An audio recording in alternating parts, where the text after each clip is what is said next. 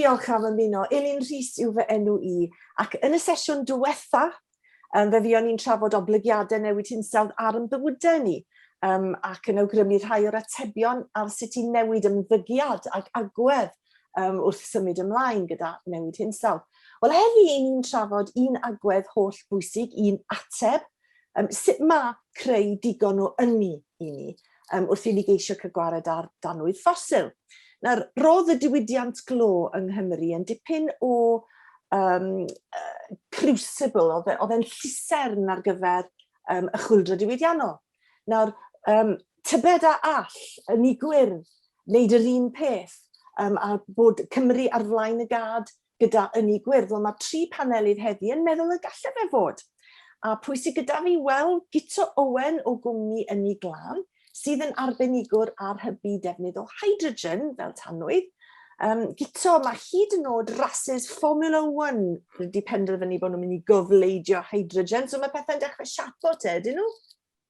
Ydyn, mae nhw. Mae yna eirin ni mawr fanna bod Formula 1 sydd efo oldroed carbon anferth yn edrych ar hydrogen, ond dwi'n meddwl y reswm mae nhw achos mae rhaid iddyn nhw. Os dyn nhw'n mynd ar ôl hydrogen, mae batteries mond yn mynd hyn a hyn, a dyn nhw'n gweddi allan efo gofynion Formula 1, yna, bydd na ddim dyfodol i Formula 1. A da chi'n gallu trawsblannu hynna i gymaint o ddiwydiannau a meysydd gwahanol hefyd. Hydrogen ydy'r allwedd sydd yn gallu chi i gynnal chydig o'ch gweithgareddau chi.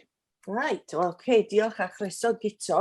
A Trystan, athro Trystan Watson o Brifysgol Abertawe, chi'n ymwneud â chwmni specific sydd yn datblygu technoleg hollol wefreiddiol. Y bwriad yw troi adeiladau yn bwerdau, gan gynnwys yn cartrefi ni, mae'n debyg, ac am hwn i'r hael yw'r adnodd naturiol yn yr achos hwnnw, Trystan.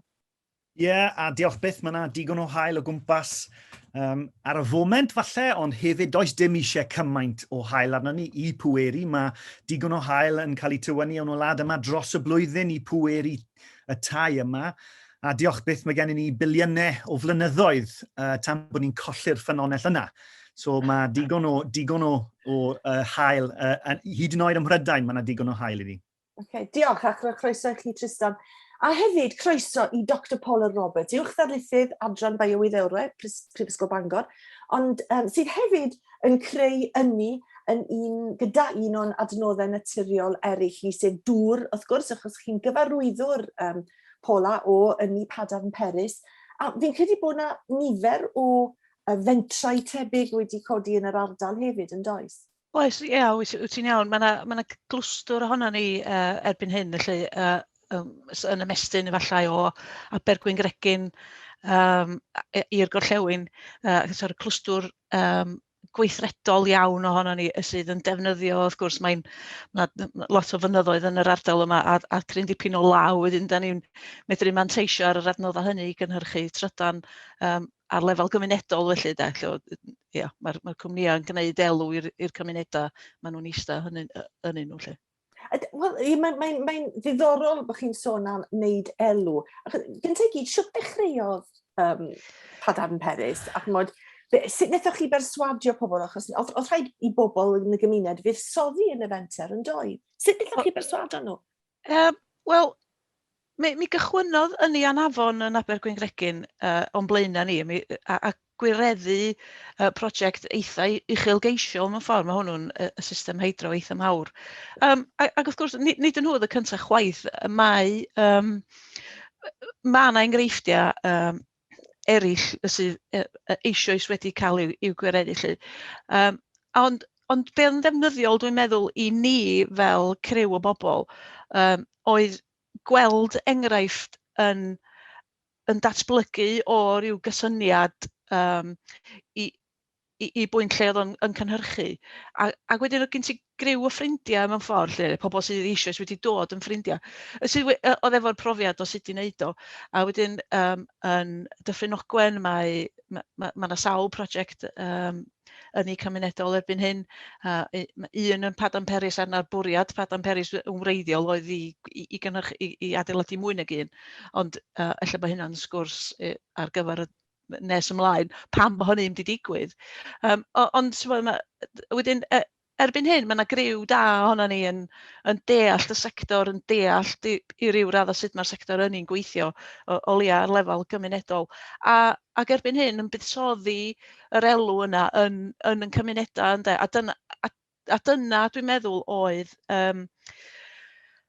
yr rheswm pam bod yn cymdogion ni wedi penderfynu buddsoddi yn prosiectau ni, oedd yr addewid yna o fuddsoddi'r elw mewn prosiectau cymunedol maes o law. A mae hynny yn digwydd rwan. Mae yna elusen yn y Fflin Peris sydd ar wahân i'r cwmni Ynni sydd yn dosbarthu grantiau ac yn y blaen. A mae rhan fwyaf pres yr elusen honno'n dŵad o elw y tyrbyn bach sydd gyda ni yn Dyffryn Peris. Ond mi gythoch chi ryw fath o grantiau gan y Llywodraeth mwyn sefydlu yn y lle cyntaf? Fatha fel bob un prosiect arall, mae yna lot o help i gael gen Co-op Centre, a weithis di lot o wahanol feisydd, a rhywfaint o'n efo yn arian, lot o'r arian cychwynnol yn dŵad, neu'n deillio'n wreiddiol o Ewrop. Be ddaw nesaf, da ni'n cweith yn rhyw siwr iawn.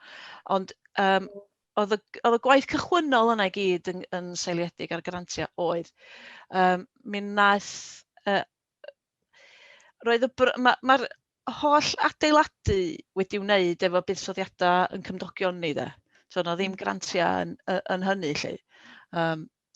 Ond jyst y gwaith cychwynnol, y gwaith eitha risgu mewn ffordd o wneud yn sicr bod y cynllun yn gweithio, wneud yn sicr bod y cynllun busnes yn rhywbeth fedra rhywun fynd allan i werthu i'n cymdogion ac yn y blaen. Dyna'r math o stwff gath i'w gefnogi gen grantiau. Okay. A sôn am grantiau, Trystan, wy'n cymryd bod eitha lot o'ch gwaith chi wedi bod yn ddibynnol ar arian Ewrop. Beth sy'n mynd i ddigwydd i hwnnw nawr? Ie, wel, gyda unrhyw prosiect mawr gwyddonol o'r fath yma, mae yna nifer o ffynonellau ariannol sydd yn gallu cyfrannu tuag at prosiect. Yn bendant fydd yr arian oedd yn dod o Ewrop yn syth mewn i Cymru yn colled mawr, heb os nac oni bai. Mae'r gobaith gyda ni fel cymuned o gwyddonwyr yw bod yr arian yna mynd i llifo mewn ffordd arall, gobeithio. Diolch byth, ni dal yn gallu cystadlu gyda prosiectau yn Ewrop, a mae dyn ni nifer o prosiectau ar y foment sydd yn mynd yn ei flaen, gyda nifer o canolfannau pwysig gwyddonol yn Ewrop. So dim ond y colled, mewn ffordd, y perygl i dim ond colli'r arian yw ond colli'r perthnasau, colli'r gwyddoniaeth, colli'r sgyrsiau pwysig yna sy'n caniatáu ni fod yn rhan o cymuned fawr. Ac hefyd i ffindo mas hefyd beth yw'r pethau pwysig sydd yn dod trwyddo. Enghraifft, rhywbeth sydd yn pwysig i'r sgwrs yma, ni'n dechrau gweld lot o sgyrsiau mynd ymlaen yn Ewrop amdano hydrogen enghraifft, fel ynni pwysig y dyfodol. Ac felly, i ffindo mas bod yna diddordeb mawr gyda'n partneri ni yn Ewrop, byddwn ni fel arfer yn ffindo mas hwnna pryd ni'n dechrau paratoi grants. Trwy'r cysylltiad yna? Trwy'r cysylltiad, ie. Ond gallai'r sgwrsio parhau. Ond o'ch chi'n sôn am yr haul fel yr ffynhonnell naturiol i'ch chi'n ddefnyddio. Ond nid dim ond paneli solar yn ni'n sôn am. Disgrifiwch beth yw troi tŷ yn Bwerdi neu adeilad neu swyddfa yn Bwerdi. Ie, so mae gyd yn dechrau gyda'r haul, achos mae haul yn gallu rhoi'r yn tywynnu ac yn creu trydan. So paneli solar yw'r peth cyntaf. Ni'n galw rheina'n photovoltaic panels, cymryd yn i'r haul mewn a troi fe mewn i trydan.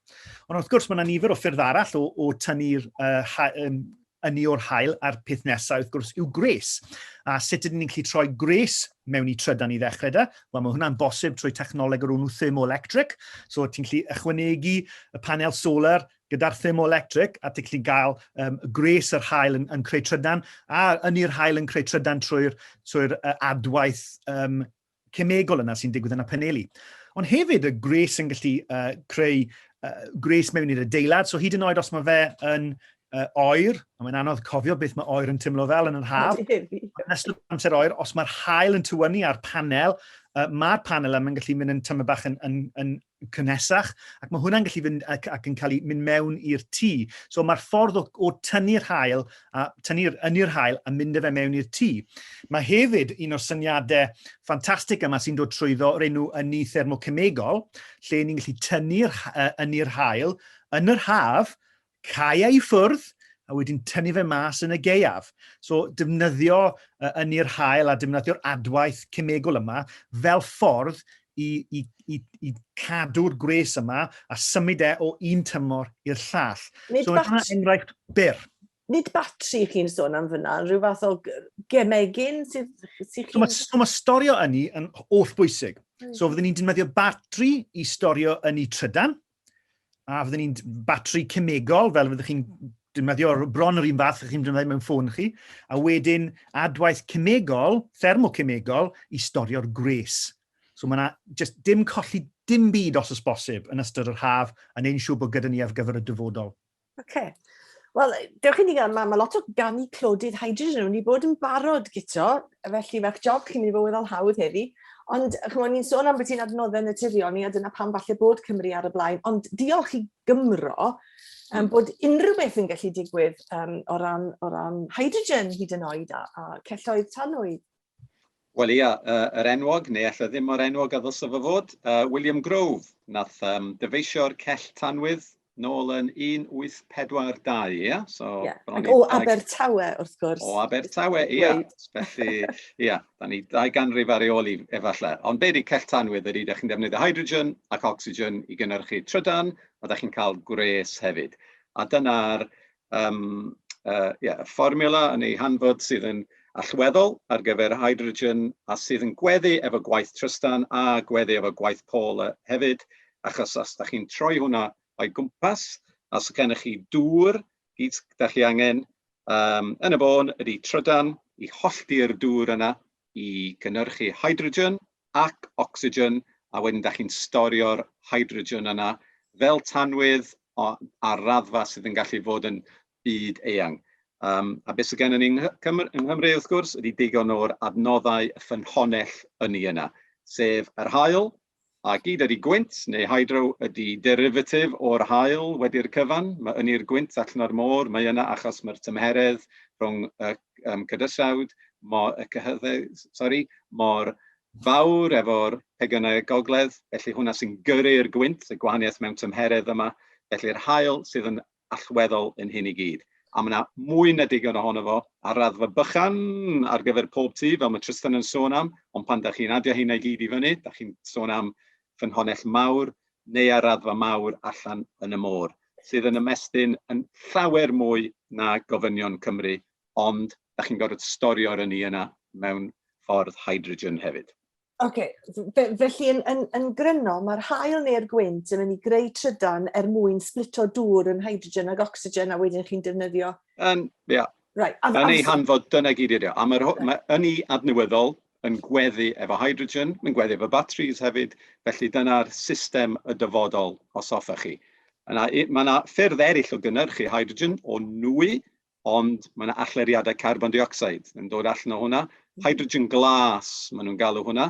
Ond yn bersonol, dwi'n meddwl fyswn ni yng Nghymru mynd ar ôl trywydd hydrogen gwyrdd ac yn gyflym iawn, fel mae gwledydd eraill yn neud. Denmarc, yr Ymlaen, ac i raddau yr Ymlaen, i Werddon hefyd, ond gan bod gennym ni'r ffynhonnell, mae eisiau manteisio ar y ffynhonnellau yna. A pa mor bell off i ni o ddefnyddio'r rhain? Da ni ddim yn bell, mae'n digwydd rwan. Mae wedi cychwyn ar raddfa sylweddol, a mae yna prosiectau mawr yn digwydd o gwmpas y byd, mae yna prosiectau bach hefyd. Mae'r technoleg yr un ar gyfer y prosiectau bach neu'r prosiectau mawr. Maen nhw'n gweddu efo technolegau mae Trystan a Paula yn defnyddio, a da chi'n gallu cael cymunedau sydd yn berchnogaeth ar y systemau yma mwyn cadw'r ynni cynhyrchio a'i gadw o, a'i ddefnyddio fo'n lleol, neu da chi'n gallu gwneud o ar raddfa mawr sydd yn defnyddio ffermydd gwynt enfawr allan yn y môr. Ond mae yna'r prosiectau yn digwydd ar hyn o bryd. Felly mae hwn ddim yn y dyfodol, mae'n digwydd rwan, a mae'r 10 mlynedd nesaf yn allweddol ar gyfer hyn. Mae yna enghraifft da iawn o gymuned yn defnyddio ynni morol, dwi'n meddwl, yn yr Orkney yn does. Oes. A wedyn maen nhw yn cynhyrchu hydrogen efo beth sydd gyda nhw'n sbar, a wedyn mae'r hydrogen yna mynd i bweru llong, i'w ferries os dwi'n cofio'n iawn, ia, dyna beth yw. Ia. A jyst y tanwydd ydi, mae'r AR-LEIN, mae'r Llywodraeth yr AR-LEIN yn galw o'r olew newydd, yn enwedig hydrogen gwyrdd. Os da chi'n meddwl faint mor bellgyrhaeddol ydy olew trwy'r economi i gyd, mae'n dangos i faint mor bellgyrhaeddol mae hydrogen yn gallu bod. Ond mae'r traws newid yna o y dibyniaeth mawr sydd gennym ni ar hyn o bryd ar ffosil tanwydd, a mae'n cynyddu i hydrogen a'r technolegau gwyrdd eraill yma. Mae hwnna'n fod yn stori ddiddorol iawn dros y blynyddoedd nesaf. A beth sydd am gyrio mwy na ddim byd arall ydy cost. A mae'r gost o gynhyrchu hydrogen a'r ffynhennellau gwyrdd yma yn dod lawr yn gyflym iawn yn y blynyddoedd nesaf. Os byswn ni'n buddsoddi mewn ynni, byswn ni ddim yn buddsoddi ceiniog mewn ffosil tanwydd, achos mae dyddiau hwnna'n dod i ben. Ydy, diolch beth. Trystan. Ie, na, llai ategu at hwnna, achos be ni'n gweld nawr yn yr ynni solar yw bod paneli solar nawr wedi dod bron hyd yn oed mewn rhai llefydd i fod yn siepach nag unrhyw ffurf arall o creu trydan. Gyda y siawns gyda ni o ran hydrogen yr enghraifft yw bod mae'r technoleg wedi cael ei greu, ond nawr mae yna siawns i ni datblygu hwnna. So buddsoddiad mewn gwyddoniaeth, buddsoddiad mewn yr ymchwil. So mae yna, fel mae Guto wedi dweud, mae nifer o rhannau o'r technoleg, just fel mewn paneli solar. Mae'r creu'r ynni yn y lle cyntaf, electrolyzers, fel mae Guto'n dweud, wedyn darparu'r trydan mewn i storio fe. Ac felly, diolch byth, mae yna nifer dal i ddatblygu, ond beth mae'r effaith hwnna, eto i ategu y syniad rili pwysig yma, be mae'n mynd i wneud yw dod â pris lawr. A dyna yw'r peth sydd gyda ni ddangos. Mae'r technoleg ar gael, a mae nifer o technoleg adnewyddadwy arall wedi cael ei brofi, maen nhw ar gael. Y problem yw i wneud yn siŵr bod nhw'n digon attractif o ran cost, bod pobl moyn dewis nhw yn lle'r dewisiadau fwy a hawdd. Wel, fi'n credu bod, i ddilyn lan o'r sgwrs gaethon ni yn sesiwn ni ddoe gyda'r gwyddonwyr newid hinsawdd, mi oedd na dipyn o sôn am sut mae perswado pobl i ymgeleddu'r holl dechnegau newydd. Oedd un ohonyn nhw ddim yn credu taw technoleg oedd yr ateb o gwbl, ond newid agwedd bobl. Paula, mae profiad gyda chi o fod wedi dwyn perswad ar eich cymuned chi. Odych chi'n credu mai dod â chymunedau at ei gilydd i gweld pwysigrwydd yw un o'r allweddau ar gyfer hyn, ond siwd i ni perswado pobl? Dwi'n meddwl be mae prosiectau ynni cymunedol yn caniatáu ni wneud ydy, mae'n rhai platfform i ni drafod ynni adnewyddadwy, ymddygiad ac yn y blaen, a weddys ti'r holl spectrwm yna sy'n gysylltiedig efo yr angen yna i newid ymddygiad. Ond nid dyna dwi'n meddwl pam nath yng nghymuned i fuddsoddi yn ym mhrosiect i. Be ddilynodd ar ôl y prosiect oedd holi'r gymuned pam wnaethoch chi fuddsoddi nhw, a ryw fath o fuddsoddiad yn y dyfodol oedden nhw'n yn ei weld o. Ond ar lefel cymunedol, dwi'n meddwl y cryfder mwyaf ydy mae'n agor y drws i'r drafodaeth yna wedyn, dydy. Ac i radda, efallai, bod o'n agor y drws i'r rheini sydd yn agorad i'r drafodaeth beth bynnag, ynde. Be dwi ddim yn wybod ydy buddsoddi mewn cwmni hydro cymunedol wedi newid ymddygiad unrhyw un. Dwi'n siŵr iawn o hynny. Dwi'n meddwl bod nhw'n bobl eitha tebyg o fod yn agorad i'r syniad beth bynnag. Ond wedi deud hynny, dwi'n meddwl, efo pethau fel hydrogen, dwi'n meddwl o ran newid ymddygiad, be mae hydrogen yn caniatáu i ni wneud, neu da ni gyd yn gyfarwydd efo gyrru car a mynd i'r garage a llenwi'r car efo diesel neu petrol. Ac mai dyna be mae car trydan yn ei wneud yn y bon, mae angen dipyn o newid meddylfryd i ddefnyddio car trydan yn does. A weddys ti, mi wneud rhai pobl yn wneud o, ond efallai lle mae hydrogen yn y cwestiwn ydy, mae o'n pyn bach tebycach i beth da ni wedi arfer efo fod ydy, mae o rhyw fath o, neu mae'r cysyniad dipyn bach mwy, mwy tebyg i beth da ni wedi arfer. Ie, Dwi'n gwybod os, wedys ti, mae'r trafodaeth dwi wedi glywed o gwmpas trafnidiaeth a hydrogen, mae rai fi ddweud, yn dueddol o fod tuag at y trafnidiaeth mwyaf trwm o'r sector. Ie, buses a'r trains ac yn y blaen am hwnni. A loriau. Ar hwnna, dwi'n gweithio maes hydrogen, a dwi'n gweithio ar prosiect gyda Menter Môn enghraifft, i ddatblygu prosiect gyda Ynni'r Llanw fanna yng Nghaergybi. A hwnna di diwedd y siwrna i fi yn bersonol beth bynnag. A mae rhaid ni defnyddio llai yn y lle cyntaf. Mae rhaid ni just ddim symud o fod yn ceir tanwydd i ceir hydrogen neu ceir batri. Mae'n hynny cael llawer llai o ceir yn y lle cyntaf. A dim ond yng Nghaerdydd, lle dwi'n byw i ddefnyddio nhw ar gyfer gofynion angenrheidiol ella. So dyna'r cam cyntaf. Annog pobl hefyd, ia, ond dwi'n meddwl na ni disgwyl am gyfnod hir iawn, ond os da ni jyst yn annog pobl i newid eu habits nhw a defnyddio llai, felly mae angen rheolau hefyd. So mae angen rheolau llawer llymach ynglyn â mynd i newid arferion bywyd pobl, a mae hynna ddim yn rheolau llym, maen nhw jyst yn symud y dibyniaeth llwyr sydd gennym ni rwan ar pethau sydd yn niweidiol i pethau sydd yn llai niweidiol. A wedyn diwedd y siwrna yna, ond mae'n allweddol ydy'r dechnoleg. Da ni mor ddibynnol ar dechnoleg, ar ynni, ar trafnidiaeth, ar gyfer ein economi trwy iddo fo i gyd, yna mae rhaid i ni ddatblygu'r dechnoleg glân yma, a da ni wedi. Mae ar gael, ond mae'n rhaid i ni cael i'r farchnad mor gyflym ag sydd bosibl. Ond defnyddio llai yn y lle cyntaf ac ailgylchu ydy'r rheolau cyntaf. Ond mae'n ddigon hawdd i weid pethau fan yna, yn wedi os ych chi'n byw mewn dinas. Achos mae pobl yng nghefn gwlad, mynd nôl am lan i'r gogledd, gyda chartrydan fydden ni'n torri lawr yr Aberystwyth. A dwi hefyd, dwi fyny lawr i'r gogledd yn aml iawn, dwi'n gwybod. Felly, siwt mae perswado'r llywodraethau i osod yr garages hydrogen, y llefydd i wefrio ceir?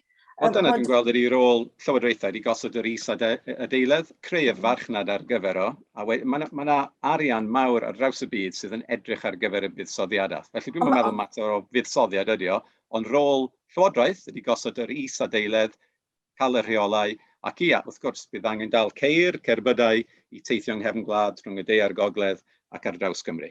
Ond mae amser yn rhedeg mas, dyna'r unig beth. Mae fel tas ni wedi bod yn trafod yn y sach, fi wedi clywed chi Guto yn sôn am hyn, a tithe Trystan am flynyddoedd maith, a ni dal fes ni ddim yn ei gweld nhw o gwmpas y lle. A Trystan, gyda'ch technoleg chi, falle bod tŷ newydd yn gallu cael ei adeiladu gyda'r welydd, a'r to, a'r ffenestri, i gyd yn cynnyrchu trydan.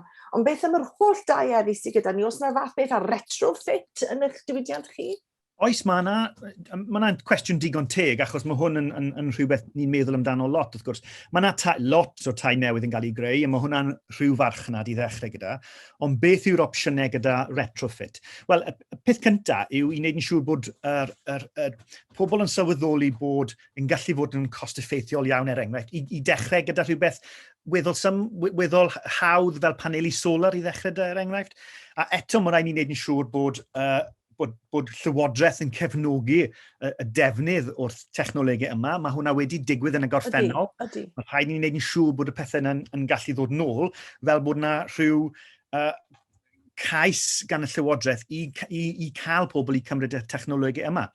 Un o'r pethau sy'n bwysig i adlewyrchu arno mewn ffordd yw bod fi'n cytuno bod y technoleg yma ar gael, a falle does dim cymaint o technoleg i wneud.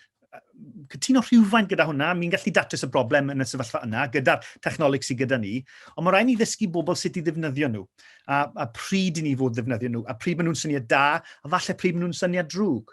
Mae yna rhyw elfennau o technolegau adnewyddadwy sydd ddim yn ffit dda i un rhan o Cymru, ond bydd yn ffit dda i rhannoedd arall. So mae rhaid ni, mae rhywfaint o addysg sydd eisiau gyda defnyddio technolegau newydd hefyd. So gyda retrofit, paneli solar yn dewis da er enghraifft. Yn sicr, ie. Dwi'n teimlo efo technoleg, mae arloesedd yn cael ei dympio gyda technoleg yn aml, dydy. Ond mae pobl fel ti, Trystan, a ti, Paula, ddech chi'n gweithio yn arloesol o hyd. Mae technoleg wastad yn gwella, a mae angen i ni wneud hwnna, ymchwilio i mewn iddo fo hyd. Dwi'n meddwl ella bod angen mwy o arloesedd mewn sut i fyw bywyd, a hefyd gyda llywodraethau yn sut maen nhw'n cynnal eu gweithgareddau falle. Dyna lle mae angen yr arloesedd yn gyflym iawn yn y blynyddoedd nesaf. Ac o'ch chi Paula yn sôn am ryw gorff ymbarel sydd gyda chi fyna yn y gogledd o ran yr ynni. Siwt i chi yn dwy'n perswad? Ydych chi fel pobl sydd yn arloesi, odych chi'n mynd at Llywodraethau ac yn dweud, reit, oce, mae eisiau gwneud hwn. Mae COP26 ar y gorwel, yn diwe. Beth ych chi'n gobeithio ddeith mas o hwnna, Paula? Falle fydd yn helpu gyda'ch cynhyrchu ynni chi yn lleol? Ia, mae COP yn gweithredu ar lefel sydd llawer iawn uwch i fyny'r spectrwm na nghwmni ynni gymarol fychan ond dwi'n meddwl i ddod o fo nôl i rhywbeth fel da ni gyd wedi byw efo ers blwyddyn a hanner sef Covid, da ni wedi gweld bod newid sylweddol yn bosib gyda arweiniad Llywodraeth yn dydan. Ife arweiniad Llywodraeth oedd hwnna, neu'r ffaith bod Covid yn rhywbeth oedd pobl yn gallu gweld oedd yn digwydd nawr iddyn nhw a'i teuluoedd nhw. Lle mae newid hinsawdd yn digwydd rhywle arall rhywbryd. Ond ydy o ddim yn digwydd yn yr Almaen rwan, yn dydy. A mae o wedi digwydd mewn cymunedau ym Mhrydain yn ddiweddar, allan bod o'n llai neu'n fwy anodd i'w gysylltu efo'n uniongyrchol o newid hinsawdd. Ond da ni'n gweld, wyddys di, effaith newid hinsawdd ar batrymau tywydd rwan. Mae o'n digwydd rwan, ond yndi, yn wahanol i Covid mewn ffordd, mae Covid, mae'r atab yn gymharol byr dymor i Covid. Da ni angen brechiad a da ni angen rhyw fath o ddatblygiad felly. Ac fe taflwyd yr arian ato fe. Yn union. Ond wyddys di, y gwahaniaeth dwi'n meddwl efo newid hinsawdd a newid ymddygiad ydy, mae'r newid yn gorfod bod yn barhaol, yn dydy, a mae hynny weithiau yn anodd i werthu i bobl. Ac efallai mae, wel, ella na dyna lle mae angen hyd oed mwy o arweiniad gan Lywodraethau. A draws y byd, nid jyst yng Nghymru, lle, ond ar draws y byd, da ni angen yr arweiniad yna. A'r gwthio ar gorfodaeth yma. Ac wrth gwrs, oedden ni angen o ddoe, oedden ni angen o 10 mlynedd yn ôl. Ond da ni dal i ddisgwyl amdano fo. A dyna dwi'n meddwl efallai, dwi'n gwybod, dwi'n darlithio hyn i fyfyrwyr wyddys i bob blwyddyn, a ti'n edrych ar y wybodaeth, a'r holl brosesau yma o gynadleddau a protocols yma lle sy'n cael i'w arwyddo. Ond does yna byd yn newid, a mae mor rwystredig. Allai ddychmygu. Wel, wrth gwrs. Ond sgwn ni te, Guto, bod y ffaith bod Formula 1 wedi dechrau siarad am byti hydrogen, a bod yr holl petrol heads mas na mynd i ddechrau talu sylw, a fydd hwnna falle yn gwneud gwahaniaeth? Ac yn gwneud e'n fwy sexy, yr hydrogen yma? Wel, falle, ie. A jyst gael datgan, dwi ddim yn fan o Formula 1, a dwi personolau i cael fy ngalw'n petrol head gobeithio hefyd. Mae falle, dwi wedi siarad efo cwbl o bobl am hwnna'n ddiweddar, a maen nhw'n gweld, mae rhaid i ni symud lawr y trywydd yma. Neith o helpu symud yr agenda ymlaen falle, ond mae e'n rhywbeth sydd yn penawd da, a mae jyst yn sector bychan, ond maen nhw efo dylanwad ella sydd yn gallu newid meddyliau. Dyna'r pwynt yn dyfa. Ond mae digon yn digwydd yn maes diwydiant. Da ni'n bell o Tata yn Port Talbot fama, ni'n gyrru heibio ddoe mewn car, dyna ni, pawb yn neud o dydyn. A oedd y llygredd yn anhygol uwch ben, achos oedd y llygredd yn aros yna yn eistedd dros y bai i gyd. Ond hydrogen sydd yn gallu newid hwnna i fod yn lan, a mae yna prosiectau yn Sweden ac yn yr Almaen sydd yn treialu hwnna ar raddfa sylweddol yn barod. Felly, dwi'n ffyddiog bod yr olwyn yn troi, bod hwnna yn digwydd, os o'n gallu digwydd llawer mwy cyflym, ond beth sy'n rhwystredig ydy, da ni ddim yn gweld digon o enghreifftiau ar law tir yma yng Nghymru neu ar draws Prydain eto, a beth sy'n gallu tipio hwnna. Yn anffodus, fel mae Paul yn deud, yn rhwystredig iawn ydy rhyw ddigwyddiad. Mae'r trychinau yn yr Almaen a yn iseldiroedd yn anhygoel. A pan dechrau'n edrych ar Canada, yn De America, mae yna sychder mawr, mae California, mae'n digwydd o gwmpas y byd i gyd. Dwi wedi bod yn gwylio map o'r Arctic, y pegwn y gogledd, ers blynyddoedd. Mae yna wefan arbennig sy'n dangos yn mynd llai ac yn llai ac yn fuan iawn bydd hwnna di mynd. Felly mae'n digwydd o'n blaen yn llygad ni rwan. Ydi. Beth sy'n rwystredig ydy pobl ddim yn gallu gweld o'n digwydd fama, ond i bai bod o wedi digwydd fama. Na'r pwynt, achos mae wedi bod yn digwydd yn Uganda gyda'r tirlithriadau difrifol dros blynyddoedd maith, ond mae fe draw fyna, yn diwedd, tan bod yn digwydd yn agos y tynnu. Mae rhaid i ni addasu ar gyfer hwn, da ni sôn am technoleg mwyn cynnal ein ffordd o byw ni ar hyn o bryd. Ie, wel, mae'r pwynt. Mae rhaid i ni wneud hynna, ond mae rhaid i ni addasu ein bywydau ni ar gyfer beth sydd yn dod, a hefyd mwyn lleihau y niwed i pobl eraill ar draws y byd. Wel, yn ddiddorol iawn, mae fel sy'n sgwrs yma yn dilyn patrwm sgwrs ddoe, oherwydd newid ymddygiad fi'n credu oedd y peth pwysica, a wneud, fel oedd yr athro Gareth Jones yn dweud, wneud yn fwy ar-lai o bethau. Ond Trystan, chymod, falle bod taw gyda chi mae'r dasg fwy anodd, oherwydd mae newid eich tŷ chi yn mynd i os yn ariannol, mae hwnna'n rili ddrud. Odych chi'n meddwl fydd yna gefnogaeth i bobl, ddim jyst paneli solar nawr, mae lot o paneli solar mas yna, ond mae'ch technoleg chi yn wahanol ac yn arloesol oherwydd y cemegau yma. Pa fath o waith, odych chi'n beth yn heiro cwmni marchnata i wneud yn fwy apelgar i bobl? Sut mae'n mynd ati i gael i'r farchnad? Fod rhywun fel fi meddwl, gyfi hwnna. Ie. Wel, yr unig ffordd i wneud e'n marn i yw dangos bod yn gweithio. Creu'r tystiolaeth, a dim jyst tystiolaeth o rhan papur gwyddonol, ond tystiolaeth o adeilad mae bobl yn defnyddio.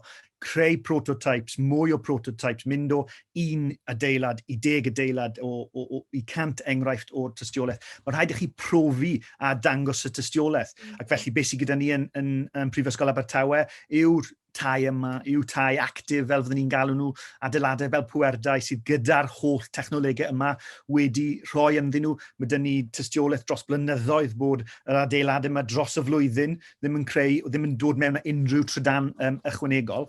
Ond un o'r pethau sydd yn rhoi eitha lot o optimism i fi yw'r ffordd mae'r myfyrwyr yn y prifysgol yn deall y problemau yma'n lot fwy.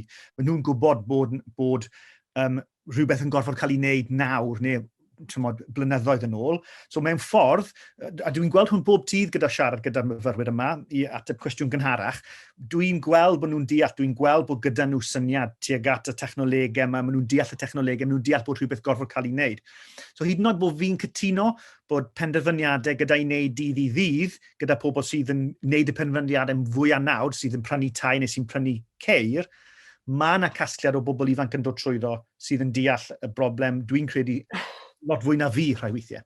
Lot o adegau, ni sydd wedi cawlo i bywydau nhw lan, a nhw sy'n gwybod sort o'r broblem mas. Ond wedys ti, i fynd yn ôl at be oedd Trystan yn dweud yn fanna, ydy, dyna lle dwi'n meddwl mae lot o'r grwpiau cymunedol ledled y byd, efallai rhywfaint mwy o traction, efallai, ydy, os wyt ti'n gosod neu yn creu rhyw fel enghraifft yn lleol iawn i gymunedau, a bod nhw wedyn yn medru cysylltu hynny efo rhywun maen nhw'n nabod, mae gynnyn nhw rhywfaint o ffydd yn nhw, ac yn agor y drws i'r sgwrsiau yna wedyn, bod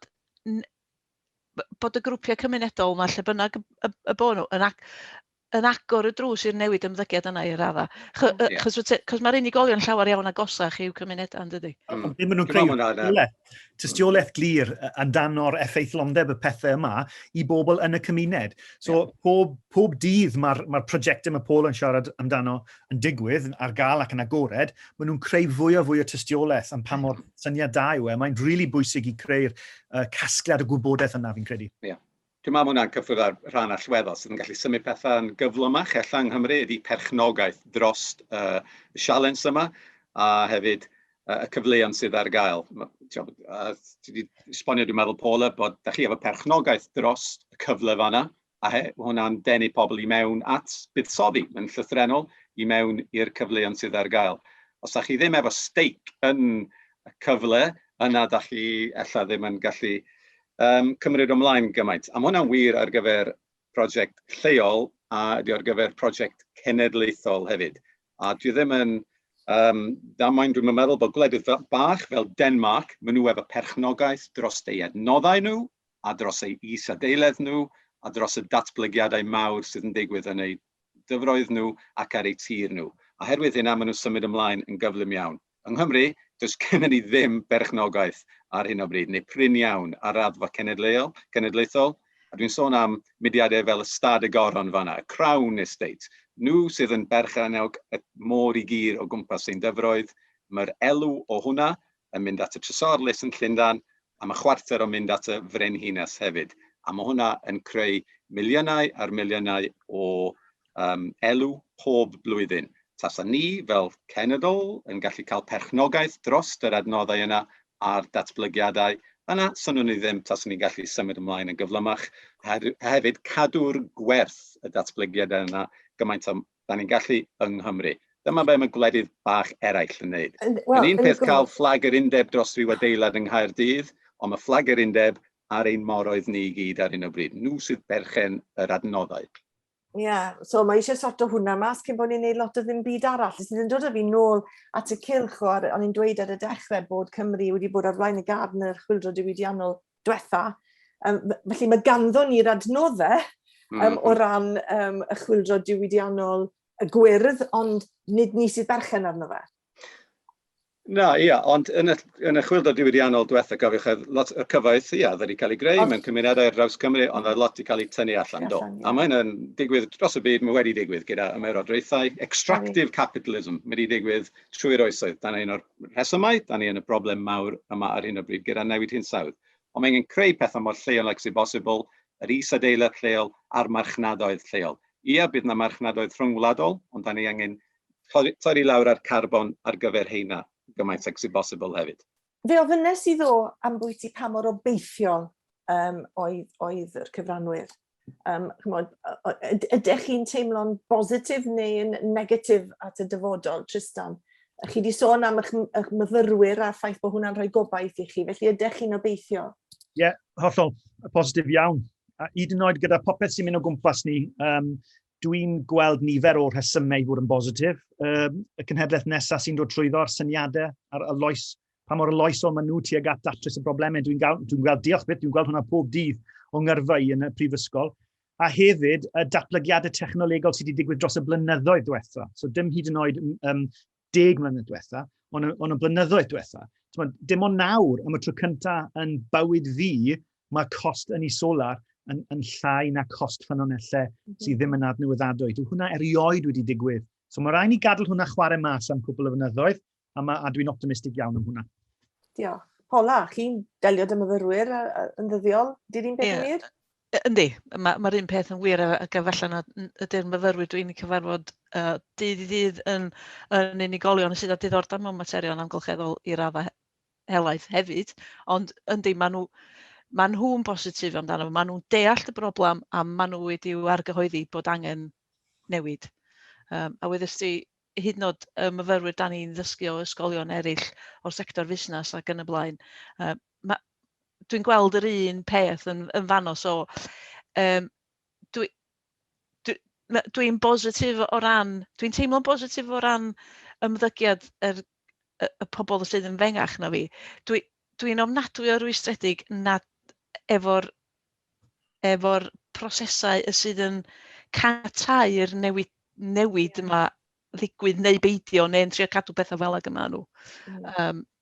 Ond fel mae myfyrwyr yn tyfu fyny ac yn mynd i mewn i wleidyddiaeth ac i greu polisi ac yn y blaen, dwi'n siŵr y bydd o'n newid, ond dwi'n cael... Dwi'n bach rhwng dwy stôl fel hyn. O'r falle fyddwn ni'n 4 ddim na i weld yr ffrwyth i gwaith nhw. Ond falle bod rhywun fel Greta Thunberg wedi cyfrannu at y teimlad hwn ar yn dim. A wel ag Attenborough i fod yn 10 oed o bobl i ni hedmygu. So, Guto, fi'n cymryd eich bod chi yn obeithiol ag... Wel, ydw yna, dwi'n gobeithiol am yr un rheswm am y Trystan a Paul wedi deud, am y dechnoleg yn symud ymlaen, da ni'n gallu gobeithio newid chydig o agweddau yn y gymdeithas, am y pobl ifanc isio hyn digwydd. O'n i'n berson ifanc 20 mlynedd yn ôl, 30 mlynedd yn ôl, yn teimlo'r un peth a mae pobl ifanc dyddio yma. Dwi'n meddwl bod pobl ifanc wastad wedi teimlo fel yma, ond mae pobl ifanc yn tyfu fyny a mae ddim llawer yn newid. Ond mae Greta Thunberg, mae be mae hi'n deud yn iawn, dyna sydd yn bwysig. Mae'n bydd yn gyson dros y blynyddoedd A ella, rhyw 10 mlynedd yn ôl, neu 5 mlynedd yn ôl, sori, bys hi wedi bod yn deud pethau llai na hynna, oedd yn cael ei weld yn eithafol, ond beth sy'n cael ei weld yn eithafol 2 neu 3 mlynedd yn ôl, rwan yn edrych yn mwy a mwy mainstream. So mae'r tystiolaeth yna yn llythrennol, bod y trychinebau yma'n digwydd, a dyna reswm dwi'n mwy negyddol ella. Dwi'n yn anffodus, da ni am weld mwy a mwy o trychinebau, mae newid hinsawdd yn digwydd, mae'n real, mae'n ddychrynllyd, felly yn y tymor byr, dwi ddim yn optimistaidd, ond da ni yn mynd trwy cyfnod gwael ella cyn i pethau gwella. Be sy'n neu fi'n positif ydy pobl fel Michael Mann, bod un o'r gwyddonwyr newid hinsawdd, ia? A mae o'n deud, da ni yn gallu stabilisio yr hinsawdd yn eitha cyflym yn yw o fewn blynyddoedd neu ella degawdau, cos da ni sôn am canrifoedd, mae hwn yn gallu cael ei effeithio dydan. Ond mae rhaid i ni torri lawr i 0 carbon, ddim net zero a carbon offsets, cheatio ydy hwnna, ond mae rhaid ni 0 carbon mor gyflym a da ni'n gallu. A os mae hynna'n digwydd, fyddai'n mwy optimistaidd. Ond da ni am rhyw cyfnod anodd yn y cyfamser. Wel, fi'n mynd i roi gair brawddeg i chi'ch 4. Pe bydde gyda chi ffon hyd, beth yw'r un peth fyddech chi moyn newid bori i ganiatáu, bydwch a sôn am bobl ifanc nawr, ond beth yw'r un peth fyddech chi yn newid tasech chi'n wleidydd a gyda'r pŵer i wneud un peth, beth fyddech chi'n neud? Guto, ti'n nodio dy ben tra bydd y llawr? 0 carbon erbyn 2030. 0 carbon, right? Trystan?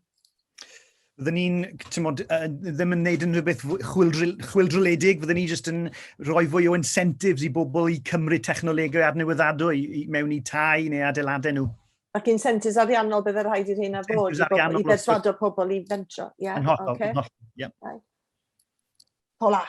Os bydda gynna i ryw ffon hyd, dwi'n meddwl, perswadio unig pobl i newid yw ymddygiad fyddwn ni'n ei wneud.